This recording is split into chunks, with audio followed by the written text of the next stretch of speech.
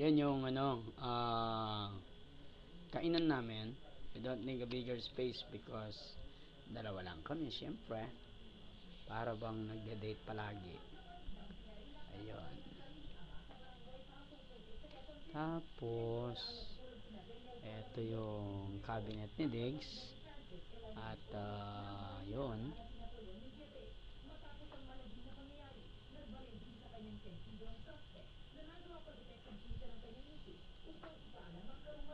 Yung lutuan, yung aming wrap na maliit.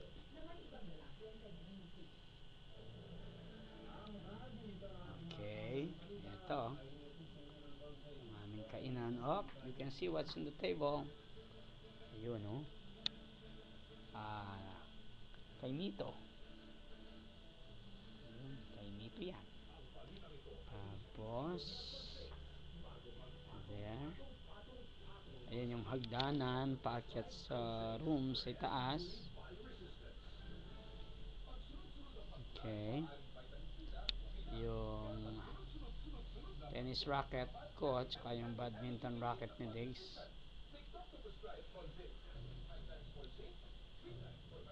Okay. And again, that's the door. Yung aming nara na set. Yan. Okay. Hope you're enjoying the tour ng aming maliit na bahay. Okay, ito yung aming sala. Watch pa yung TV for the news in the morning. Ayun. Ikot lang ng konti. That's it. Ayun. Labas. You see? Ayan, labas tayo. Ayun, ito yung dalawang sakyan na yun. Hindi yun sa akin. Itong nakatalikod sa bisita, isa naman, yan yung nabara sa pamangkin ko. Yan, ako, nakikisakay lang. Tapos, right on this space, we have yan yung bahay. And then, yung aming bodega, sarado pa, opens at 8 a.m. Hehehe. Tapos, lalabas tayo. Okay, ito na yung garden ni Diggs. Ayun, ang kanyang mga tanim. Cannot see the full view dahil ang mga sakyan nakaharang. Ayun, ha? Okay, so this is our house. Yun ang aming garden set. Dalawa na lang upuan kasi ninakaw yung dalawa. Tapos, that's our house. Yun yung second floor ng bahay. Okay.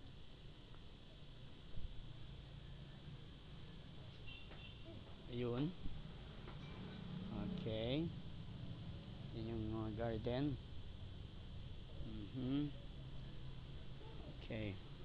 From there, ayan yung aking dream satellite. Makikita siya sa taas. Ikot tayo ng konti. Okay. Ito mo pa rin. That's part ng garden ni Diggs. Ayan. Mahaba-haba ang kanyang paggagardenan. Ayan. Yan ang part ng bahay namin aside. Yan. Okay. Okay. Tayo. Ito.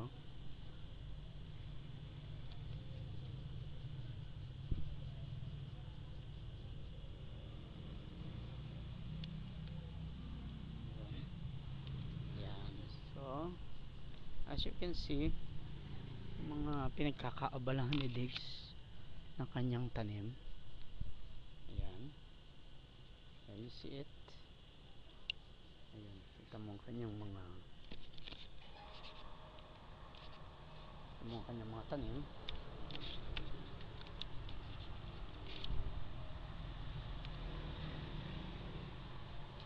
Up. Kapitbahay na yan.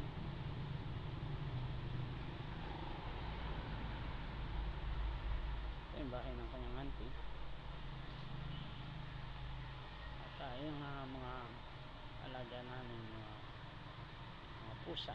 Actually wala yung mga iba, 17 yan, 17 na pusa. Minsan katabi pa yun.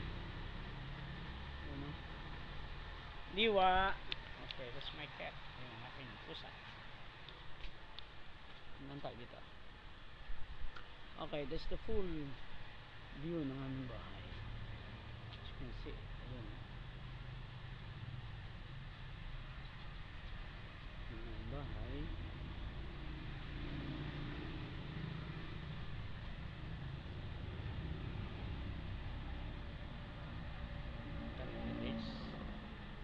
Okay, so as you can see, pabalik na tayo. Pauwi na po. Ayun, yung garden set.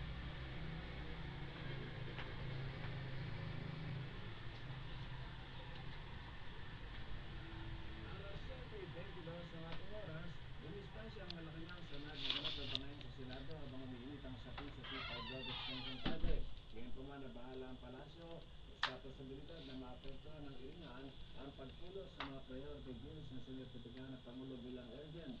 Itinahag ni Philippine